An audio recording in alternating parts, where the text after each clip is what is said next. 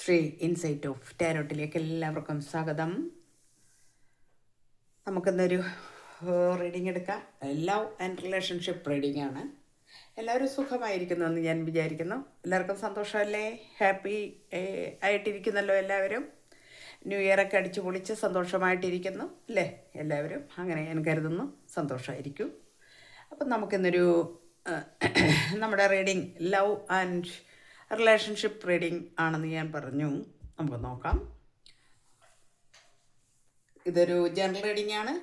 General reading ആയതുകൊണ്ട് എല്ലാവർക്കും resonate ആവില്ല. റെസനേറ്റ് ആവുന്നവരെടുക്കുക. മെയിൽ ഓർ ഫീമെയിൽ എല്ലാവർക്കും കാണാം. ടൈംലെസ് ആണ്. അതുകൊണ്ട് എല്ലാവർക്കും ആരുടെ കൈകളിൽ എപ്പോൾ കിട്ടുന്നോ ആ സമയം മുതൽ നിങ്ങൾക്ക് വാലിഡ് ആകുന്നതാണ്. പിന്നീട് നമ്മുടെ channel like, share, comment, hype and subscribe ചെയ്യാതെ ആരെങ്കിലും കാണുന്നുവെങ്കിൽ ഒന്ന് സബ്സ്ക്രൈബ് ചെയ്തേക്കണം. ആ നോട്ടിഫിക്കേഷൻ കൂടി വരുന്ന ആ ബെല്ലൈക്കൺ കൂടി ഒന്ന് ക്ലിക്ക് ചെയ്ത് ഓൾ ഓപ്ഷൻ ഇട്ട് കഴിഞ്ഞാൽ ഞാനിടുന്ന എല്ലാ വീഡിയോസും നിങ്ങളുടെ കൈകളിലെത്തുന്നതാണ്. അപ്പം നമുക്ക് ഇത്രയൊക്കെ പറയാനുള്ളൂ. നമുക്കിനി റീഡിങ്ങിലേക്ക് ഒന്ന് നോക്കാം. ഇവിടെ നമുക്ക് നോക്കുന്നത്, നമ്മൾ ഇവിടെ ഇപ്പം കിട്ടിയിരിക്കുന്ന കാർഡ്സ് എടുത്ത് നോക്കുമ്പോൾ എനർജി വന്നിരിക്കുന്നത് വളരെയധികം വേദനിക്കുന്ന ഒരു വ്യക്തി, നിങ്ങളുടെ ഒരു എനർജിയാണ് ഇവിടെ വന്നിരിക്കുന്നത്. 7 ഓഫ് കപ്സ് എന്ന ഒരു എനർജി വന്നിട്ടുണ്ട്. ഇവിടെ love quest and emotional needs fulfil ആകാത്ത ഒരു വ്യക്തി, വളരെയധികം വേദനിച്ചുകൊണ്ട് വളരെ സങ്കടത്തോടു കൂടി ആരെയോ പ്രതീക്ഷിച്ച് കാത്തിരിക്കുന്നു എന്ന് പറയാം. നമുക്ക് വളരെ കൺഫ്യൂഷനിലാണ്. അപ്പോൾ I feel unclear about where we stand എന്ന് പറയുന്നുണ്ട്. അതായത് നമ്മൾ എവിടെ നിൽക്കുന്നു എന്നതിനെക്കുറിച്ച് എനിക്കിപ്പോൾ ഒരു ധാരണയുമില്ല എന്ന് പറയുന്നു. Married, single and extra marital എല്ലാം ഉണ്ട് ഇതിനകത്ത്. അപ്പോൾ അതുകൊണ്ട് ഈ ഒരു വ്യക്തി നിങ്ങളെ വിട്ടു പോയിട്ട് കുറച്ച് നാളായി. യാതൊരു വക കമ്മ്യൂണിക്കേഷനോ കാര്യങ്ങളോ ഇല്ല, മെസ്സേജ് ഇല്ല, ഒന്നുമില്ല. അതിൻ്റെ വിഷമത്തിൽ നിങ്ങളിരിക്കുന്നു എന്നാണ് നമുക്കിവിടെ കാണാൻ കഴിഞ്ഞത്. നിങ്ങളുടെ ബന്ധം എന്ന് പറഞ്ഞാൽ കിങ് ഓഫ് കപ്സ് പോലെയായിരുന്നു. വളരെയധികം വളരെ കമ്പാഷനേറ്റ് ആയിട്ടുള്ള ഒരു വൈസ് ആയിട്ടുള്ള ഒരു ലവ് ആയിരുന്നു എന്ന് കാണിക്കുന്നു. വളരെയധികം നിങ്ങൾ അന്യോന്യം സ്നേഹിച്ചിരുന്നു, ആത്മാർത്ഥമായിട്ട്. വളരെ ബുദ്ധിപരമായിട്ട് തന്നെയാണ് പല കാര്യങ്ങളും നിങ്ങൾ ചെയ്തുകൊണ്ടിരുന്നത്. എന്നാൽ പെട്ടെന്ന് തകിടം മറിഞ്ഞു ചില കാര്യങ്ങൾ എന്നാണ്. അൺഎക്സ്പെക്റ്റഡ് ഔട്ട്കം ആണ് നിങ്ങളുടെ ലൈഫിൽ ഉണ്ടായിരിക്കുന്നത്. Things didn't go the way I planned. അപ്പോൾ ഇവിടെ നമ്മൾ ചിന്തിച്ചിരിക്കുന്ന പോലെയൊന്നുമല്ല കാര്യങ്ങൾ വന്നിരിക്കുന്നത്. വളരെ പെട്ടെന്ന് ഒരു വല്ലാത്ത ഒരു അവസ്ഥ അവിടെ വന്നിരിക്കുന്നു എന്ന് കാണിക്കുന്നുണ്ട്.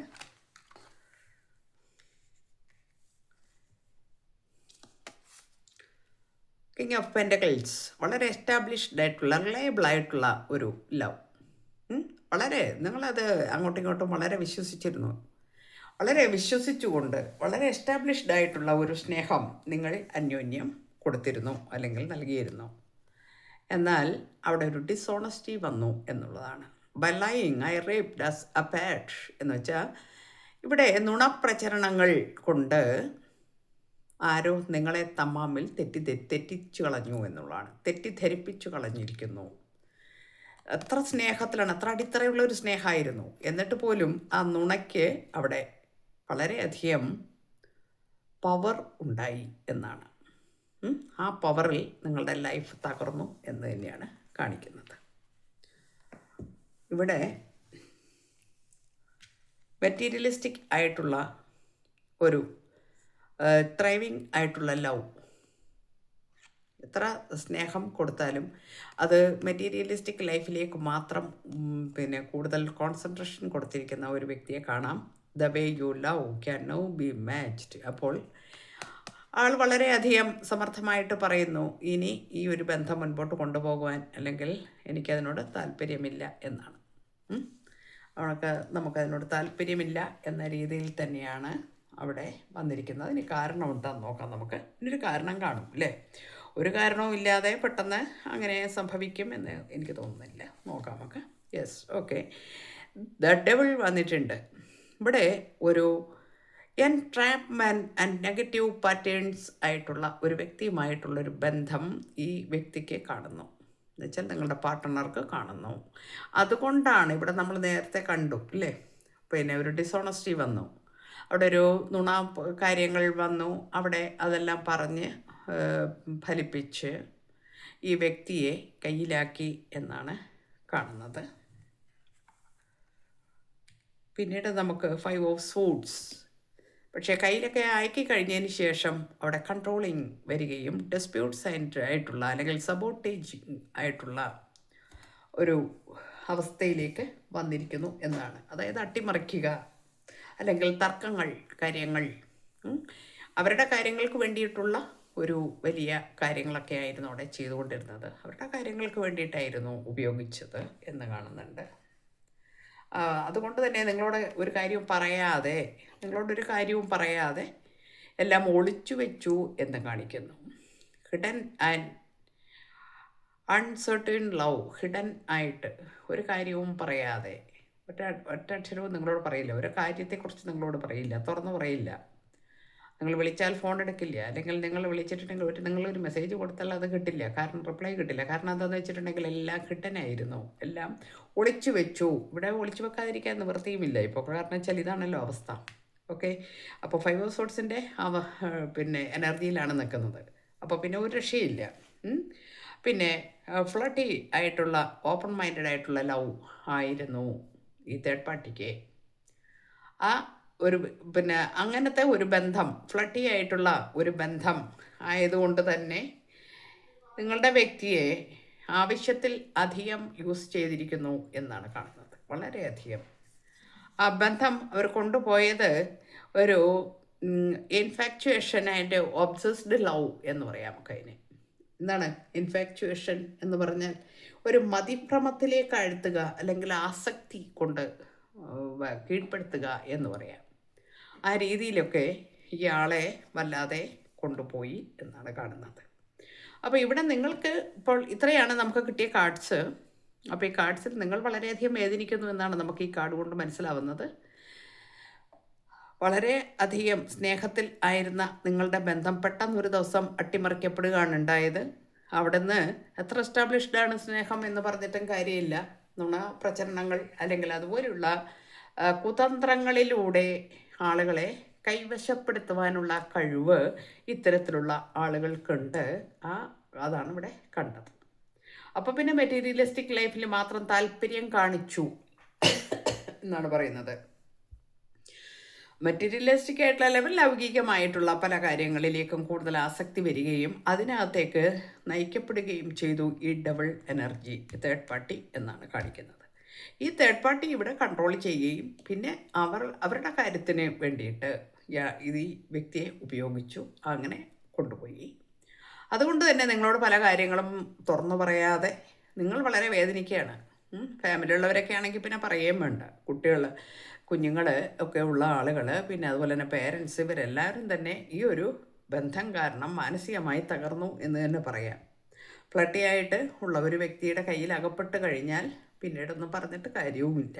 ഓക്കെ, അപ്പോൾ അങ്ങനെ ആസക്തി കൊണ്ടും മതിഭ്രമം കൊണ്ടും ഇയാളെ കീഴ്പ്പെടുത്തി കയ്യിൽ വെച്ചിരിക്കുന്നു എന്നാണ്. ഇതാണ് നിങ്ങളുടെ ഈ വ്യക്തിയുടെ ഒരു എനർജി നമുക്കിന്നിവിടെ കിട്ടിയിരിക്കുന്നത്.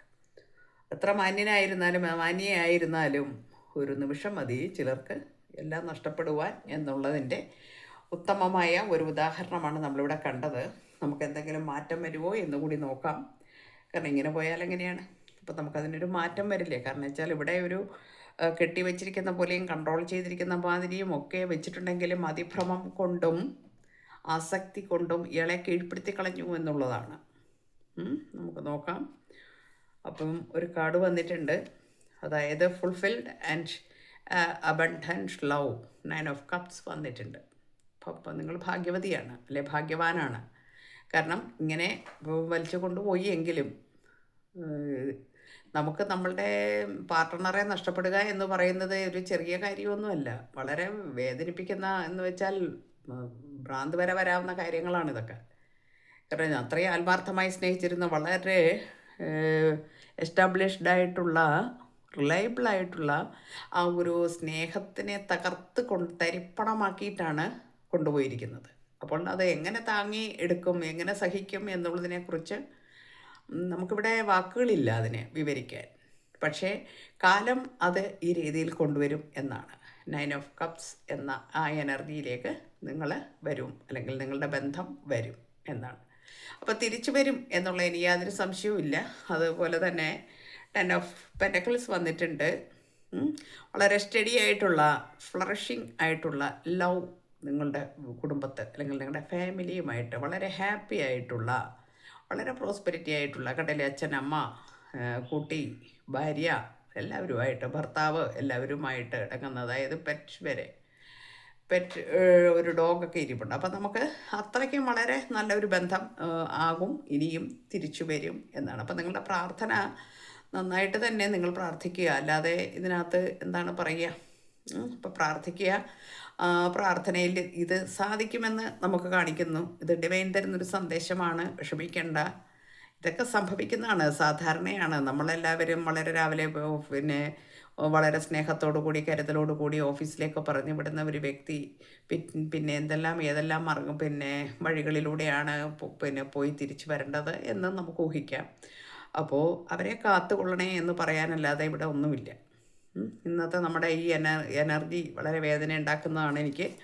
എന്നാലും നമ്മൾക്കത് പറയാതിരിക്കാൻ കഴിയില്ല. ഇന്ന് കിട്ടിയത് ഈ ഇങ്ങനെയുള്ള കുറേ പേരുടെ എനർജിയാണ്.